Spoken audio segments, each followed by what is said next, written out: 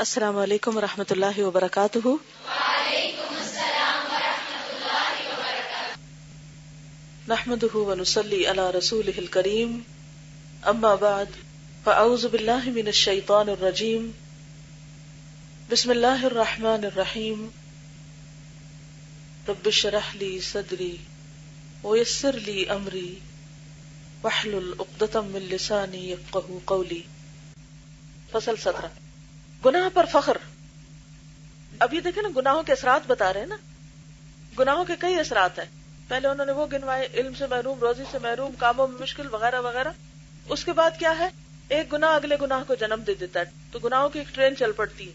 پھر یہ کہ انسان کا دل مردہ ہوتا ہے تو توبہ سے انسان بھاگتا ہے، توبہ نہیں کرنا چاہتا۔ اور پھر اس کے بعد ایک اگلی سٹیج کیا آتی ہے کہ گناہوں پہ فخر کرنے لگتا ہے، گناہ کر کے چوری اور اوپر سے سینہ زوری۔ آثار معاصی میں سے ایک یہ ہے کہ انسان گناہ کرتے کرتے اس کا عادی بن جائے، تو دل سے گناہ کی قباحت اور برائی ختم ہو جاتی ہے، یعنی گناہ برا بھی نہیں لگتا۔ پھر نتیجتاً وہ گناہوں کو برا نہیں سمجھتا اور لوگوں کی موجودگی میں بے باک اور برملا گناہ کرتا چلا جاتا ہے۔ ارباب فسق و فجور کے نزدیک تو یہ بات دل بہلانے کی دلچسپ چیز ہوتی ہے، جس میں وہ انتہا درجے کی لذت محسوس کرتے ہیں، یعنی گناہ کر کے اس پہ فخر کرنے میں لذت ان کو ملتی ہے۔ اس قسم کے لوگ تو معصیت پر برملا فخر بھی محسوس کرتے ہیں۔ لوگوں میں بیٹھ کر انہیں اپنے گناہوں کو فخر اور غرور کے ساتھ بیان کرنے میں کسی قسم کی آر محسوس نہیں ہوتی، یعنی برسر مجلس، برسر محفل وہ علن اعلان اپنے گناہوں کا تذکرہ کرتے ہیں اور تذکرہ کر کے لذت لے رہے ہوتے ہیں۔ اس درجے کے جرائم پیشہ لوگوں کے لیے خیر و عافیت کے دروازے بالکل مسدود ہو جاتے ہیں، توبہ و انابت اور استغفار کی راہیں قطعاً منقطع ہو جاتی ہیں۔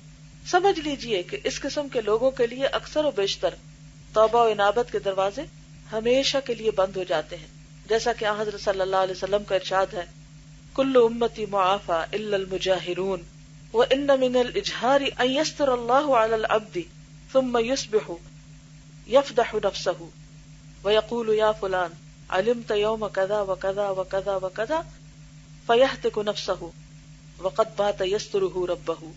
میری ساری امت کو معافی حاصل ہے مگر خود رسوا ہونے والوں کے لیے معافی نہیں، اور یہ رسوائی ہے کہ اللہ تعالیٰ تو ستر پوشی فرماتا ہے لیکن بندہ خود صبح ہوتے ہی اپنے آپ کو رسوا اور ذلیل کر لیتا ہے، لوگوں سے کہتا ہے اے فلاں میں نے فلاں فلاں اور یہ اور ایسا کیا ہے، اس طرح وہ اپنے آپ کو ذلیل اور رسوا کر لیتا ہے، حالانکہ پروردگار نے اس کی ستر پوشی فرمائی تھی۔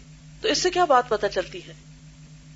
گناہوں کا اعلان نہیں کرنا چاہیے۔ اگر کسی سے کبھی کوئی غلطی ہو جائے تو یہ نہیں کہنا چاہیے میرے دل پہ بوجھ ہے، میرا دل چاہتا ہے میں کسی کو بتا دوں، نہیں، معافی مانگے اور بوجھ ہٹا دے۔ بعض اوقات کسی نے چوری کی ہوتی، اب دل پہ بوجھ ہے، اب انسان کیا چاہتا ہے کہ بوجھ ہٹے۔ اب یہ بوجھ ہٹانے کا بہت بھونڈا طریقہ ہے کہ انسان اپنے اس شر اور اپنی اس برائی کی تشہیر کرنا شروع کر دے۔ اگر کبھی کسی سے کوئی برائی ہو تو اسے چپکے سے توبہ کر لے، اگر اللہ نے پردہ ڈالا تو اس میں پردہ رہنے دے۔ بعض لوگ تو بڑے فخر سے بتا رہے ہوتے ہیں، کبھی ہم دوپٹہ نہیں لیتے تھے، کبھی ہم ایسے ہوتے تھے ویسے ہوتے تھے۔ اس میں کون سے فخر کی بات ہے؟ یہ تو گناہ تھا، حرام تھا، اللہ نے آپ کو اس سے بچا لیا، اب آپ اس پہ خوش ہو رہے ہیں کہ کبھی آپ دین سے بہت دور تھے؟ اس میں تو رونا چاہیے۔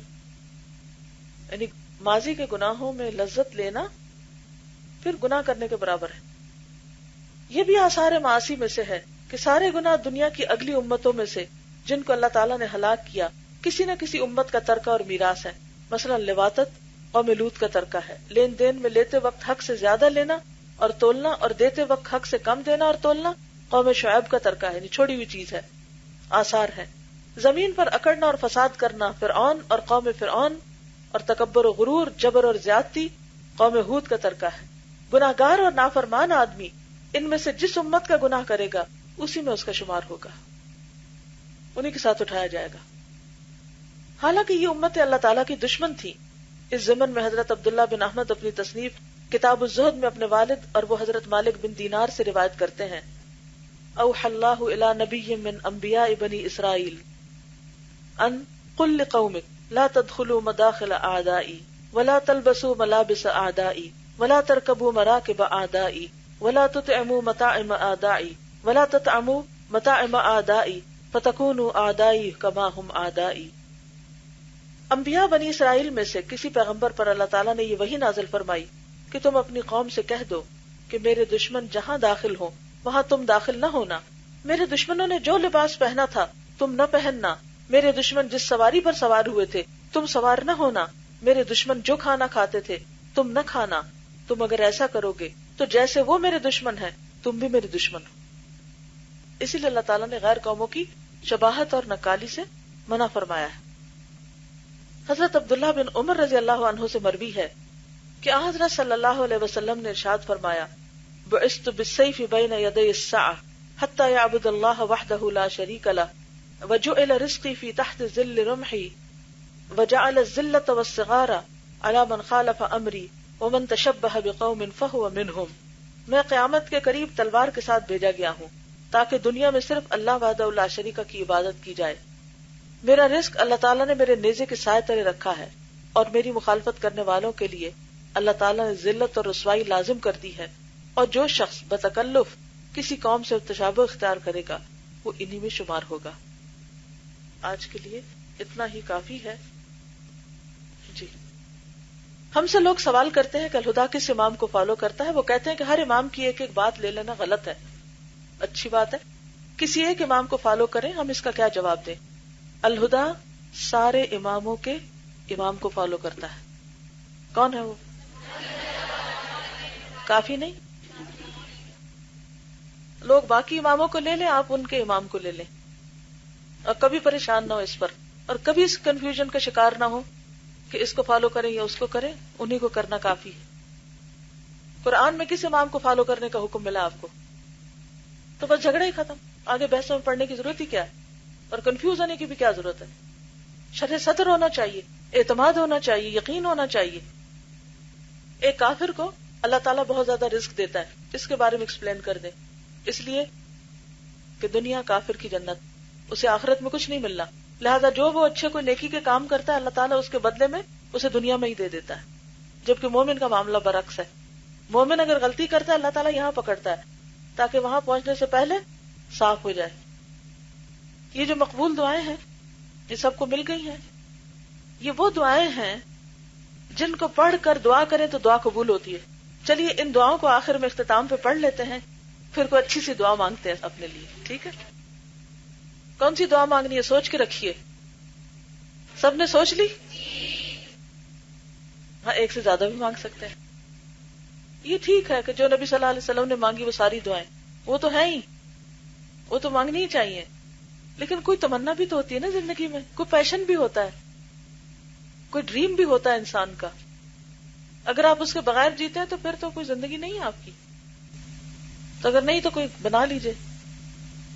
صحابہ کرام یہ جو دعا کی میں نے بات کی نا, تو ایسے ہی آپس میں اپنی اپنی دعائیں شیئر کیا کرتے تھے. کوئی شہادت کی دعا مانگتا تھا, کوئی کسی چیز کی, کوئی کسی چیز کی. اور پھر ان کی زندگی کے بعد جب جائزہ لیا گیا تو ان میں سے بعض کی دعائیں قبول بھی ہوئی. جس طرح کی مانگی اسی طرح قبول ہوئی ان کی. سبحان اللہ و بحمدہ عدد خلقہ ورضا نفسہ وزنۃ عرشہ ومداد کلماتہ. سبحان اللہ و بحمدہ سبحان اللہ العظیم. اللہم صلی علی محمد وعلی آل محمد کما صلیت علی ابراہیم وعلی آل ابراہیم انک حمید مجید. اللہم بارک علی محمد وعلی آل محمد کما بارکت علی ابراہیم وعلی آل ابراہیم انک حمید مجید. یا حی یا قیوم برحمتک استغیث. یا حی یا قیوم برحمتک استغیث. یا حی یا قیوم برحمتک استغیث. یا بدیع السماوات یا حی یا قیوم انی اسألک. سبحان اللہ والحمد للہ ولا الہ الا اللہ واللہ اکبر. لا الہ الا انت سبحانک سبحانک سبحانک انی کنت من الظالمین. لا الہ الا انت سبحانک انی کنت من الظالمین. اللہم انت خلقتنی وانت تہدینی وانت تطعمنی وانت تسقینی وانت تمیتنی وانت تحیینی. اللہم انی اسألک بانی اشہد انک انت اللہ لا الہ لا إله إلا أنت الأحد الصمد الذي لم يلد ولم يولد ولم يكن له كفوا أحد. اللهم إني أسألك بأن لك الحمد لا إله إلا أنت، أنت المنان بديع السماوات والأرض يا ذا الجلال والإكرام يا حي يا قيوم. لا إله إلا الله العظيم الحليم، لا إله إلا الله رب العرش العظيم، لا إله إلا الله رب السماوات ورب الأرض ورب العرش الكريم. لا إله إلا الله الحليم الكريم. سبحان الله وتبارك الله وتبارك الله رب العرش العظيم والحمد لله رب العالمين. لا إله إلا الله وحده لا شريك له، له الملك وله الحمد وهو على كل شيء قدير، وهو على كل شيء قدير. الحمد لله وسبحان الله ولا إله إلا الله والله أكبر ولا حول ولا قوة إلا بالله. يا ودود يا ذا العرش المجيد، يا ودود يا ذا العرش المجيد، يا فعال لما تريد. أسألك بعزك الذي لا يرام وبملكك الذي لا يضام وبنورك الذي ملأ أركان عرشك أن تكفيني عن كل شر. يا مغيث أغثنا، يا مغيث أغثنا، يا مغيث أغثنا، يا مغيث أغثنا، يا مغيث أغثنا. ربنا تقبل منا إنك أنت السميع العليم وتب علينا إنك أنت التواب الرحيم. وصلى الله تعالى على خير خلقه محمد وعلى آله وأصحابه وأهل بيته أجمعين برحمتك يا أرحم الراحمين.